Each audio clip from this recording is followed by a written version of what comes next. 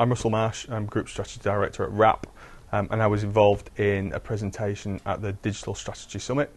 The case study that I presented was Cancer Research UK and how we'd integrated email and we pulled in Facebook and we pulled in Twitter feeds, and that in itself is not that clever, but what we did do is we built it in such a way that we were able to track it to a level where we could see not only the individuals who'd been donating through Race for Life, but also all their friends, and we were able to identify what the social impact of that individual was across their network. So it turned out to be a very successful case study. So in about 2008, Forrester brought out a really interesting white paper on how agencies will need to change in the coming years, and what they talked about was the fact that moving forward, it wasn't going to be about marketing messages. What it would be is about agencies that could pull together groups of communities and then work with them to empower them to tell their own stories.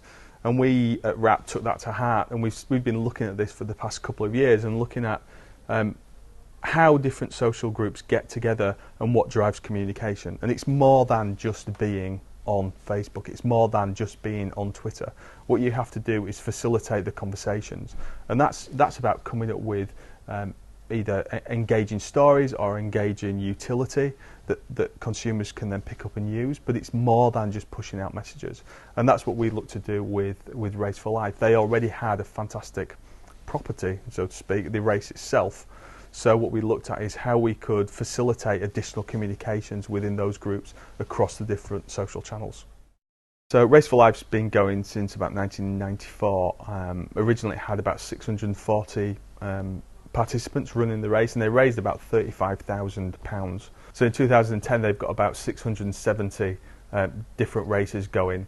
That's about 680,000 participants. So it's grown in scale tremendously. It's something that everything from mums to grandmas to daughters all get involved in, and so you see a real mixed demographic, a real mixed profile.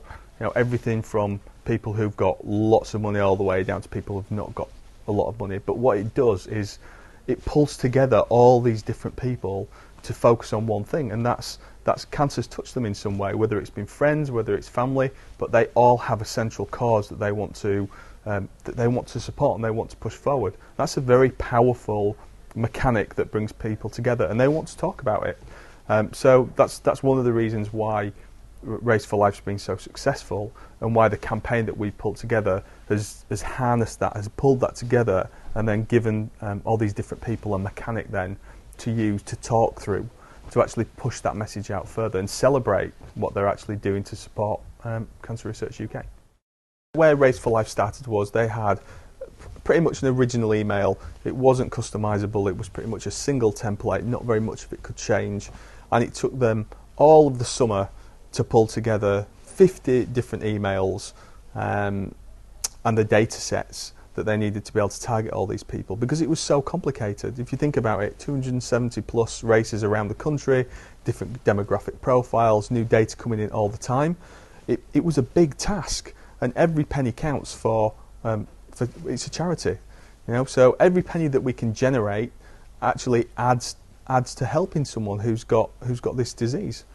So it was really important for us to look and take some of the learnings that we've got from things like direct mail, and understand how we can narrow some of the communications criteria to better target these people, to either get more people involved, for them to get their friends involved, or to drive additional donations. So what we did was we looked at how we could build on what they currently had, because again we couldn't wipe it out and start again, because cost and price were critical. We have to keep costs low. So what we did was we looked at what they currently had, and we took them on a journey where we started to optimise the current communications and move that through a series of stages where we built out and tied in their current email structure into the current platforms that they already had.